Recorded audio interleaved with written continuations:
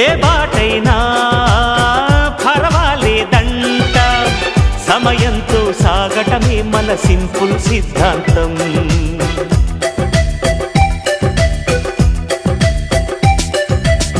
చిరుగాలికి పరిమళమిచ్చే సిరిమల్లెల వనమై ఉందాం, గగనాన్ని నేలను కలిపే హరివిల్లుల వంతెన అవుదాం.